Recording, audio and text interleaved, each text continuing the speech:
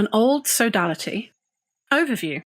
The Sun Chamber is a very old sodality that was set up during the time of Empress Rochilde with the active support of the throne. As a Dornish noble, Rochilde was concerned that the citizens who passed their test of citizenship and were done with their test of arms should have opportunities to pass their test of mettle so that they might join a noble house. The early empire had become much more formalised during the reign of Emperor Giovanni, and where previously titles had been appointed on merit, Rochilde felt they were increasingly being offered only to those who had served long apprenticeships.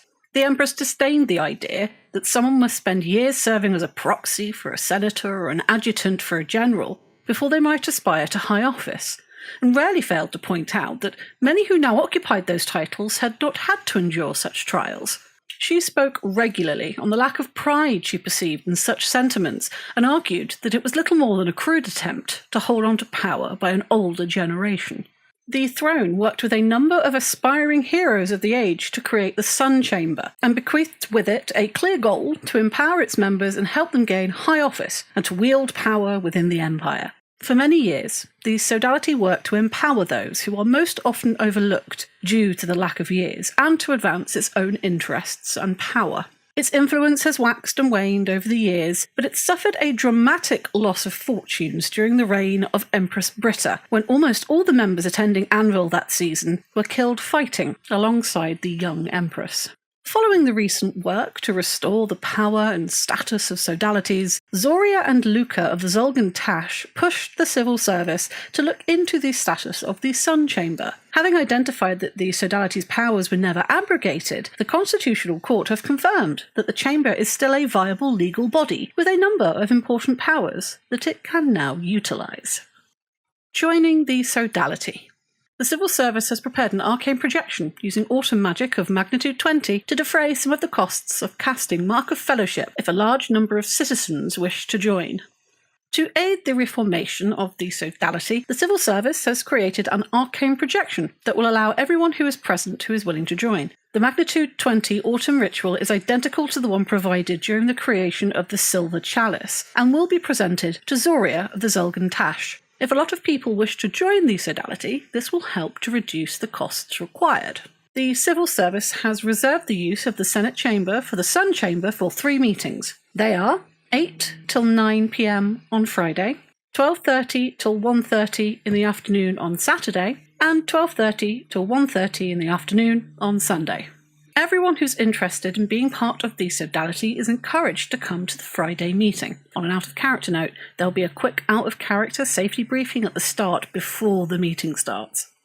The sodality will need to find 10 mana crystals and an autumn coven prepared and able to perform the ritual, which may be difficult on such short notice for the Friday, given that the sodality has never met before. If that does prove the case, they can use the Friday slot for an informal meeting of those present to discuss matters, and to look to secure the mana and the magic that they need for a later session. Whatever happens, they'll need to find a way to let everyone join the sodality before they can employ their legal powers. After everyone's had a chance to join the sodality, the civil service will present the powers available to the sodality and facilitate discussion on how it intends to employ them. The Saturday session is expected to be used for election of the title of Council of the Sun Chamber and assignment of the sodality's bequests. The Sunday session is expected to be used for a decision on the use of one of the doors of the chamber, the powerful abilities available to the sodality. At least one member of the civil service will be on hand to assist at each session for as long as the sodality remains in session. The civil service have the bequests from the chamber's patrons for when the chamber wishes to endow a member with them. Here is the manifesto of the Sun Chamber. The chamber believes that youth is an asset the empire cannot afford to squander. Tradition lays out safe paths, fresh eyes find shortcuts, and a virtuous empire is one that empowers all its citizens to act. The Sun Chamber therefore exists to help members gain positions of power and influence in the empire, empower members to overcome obstacles and advance their goals, and encourage members to approach existing problems in new ways. Scrutiny. The manifesto of the Sun Chamber was approved centuries ago. A sodality with limited membership would be unlikely to pass scrutiny today. Any title with responsibilities involving the Sun Chamber or the promotion of its interests would likely need to be appointed by the sodality. The current Constitutional Court has not scrutinised the manifesto of the Sun Chamber, as any scrutiny would have taken place many years ago. Having looked at the formulation of the Sodality, they are not so perturbed as to rule it unconstitutional, but they are at pains to stress that any new Sodality that attempted to limit its membership in this way would be likely to face extended scrutiny and would need to justify the decision very carefully. It is likely that Chief Magistrate Abraham is simply attempting to cover his legal ass. He is believed to have spent time with the senior members of the Artisan Guild, who are legitimately keen to explore ways to limit their membership to artisans. The magistrate was firmly opposed to such limits, in the view that such a sodality should be open to anyone who wants to further the interest of the artisans. It would appear the Constitutional Court are simply attempting to have their legal cake and eat it. The manifesto of the Sodality does not have any implications for current imperial titles, given its narrow remit to advance the interests of the Sodality and its members. If the Senate ever made a new imperial title that had responsibilities involving the Sun Chamber or the promotion of its interests, then the court would be likely to insist that it be appointed via a vote of the Sodality. Patronage.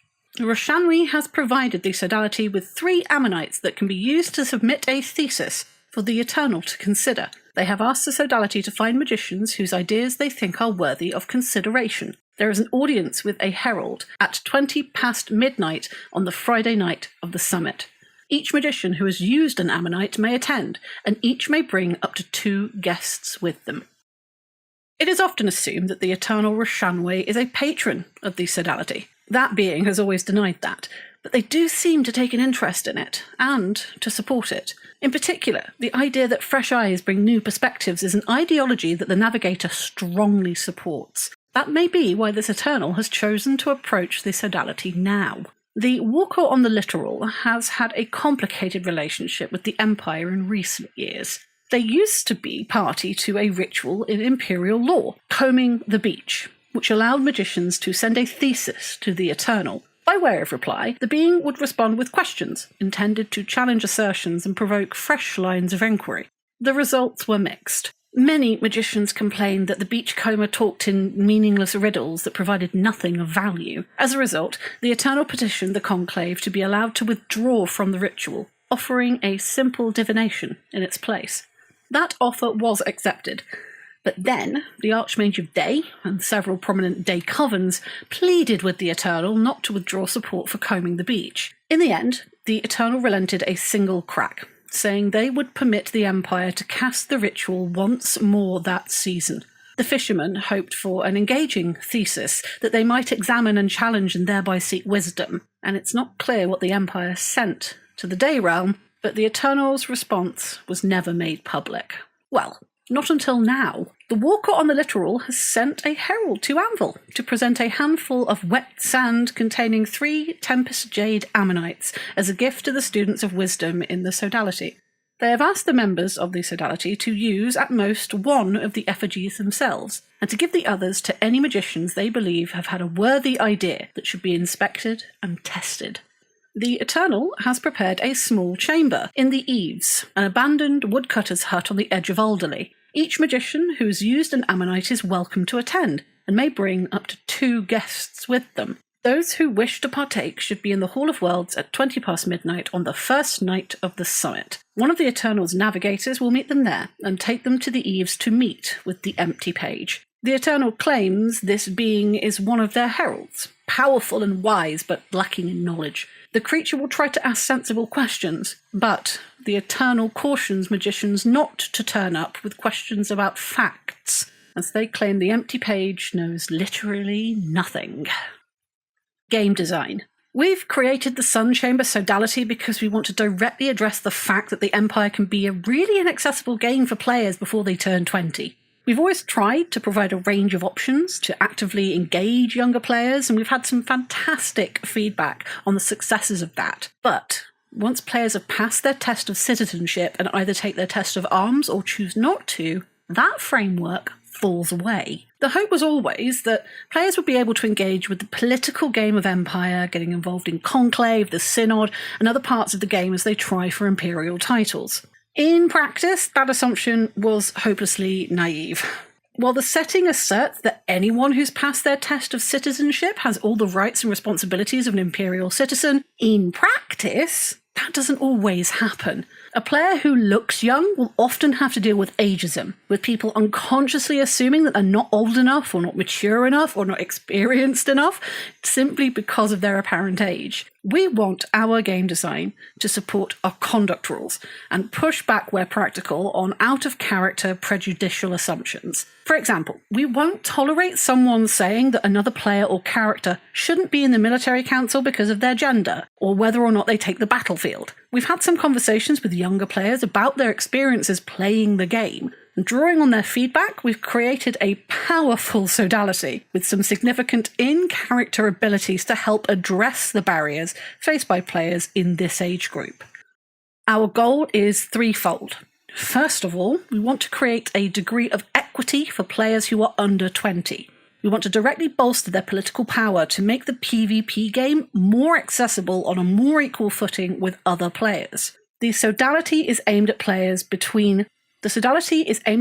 aged between 14 to 18, but that includes the potential for players a little older and a little younger to interact with it. Secondly, we want to create a forum where players in our target group can engage in politics with each other. The Sodality is deliberately set up in such a way as to make its inherent operation political. Deciding how and when to deploy its powers will require the same kind of politics and compromise that underpins the rest of the game.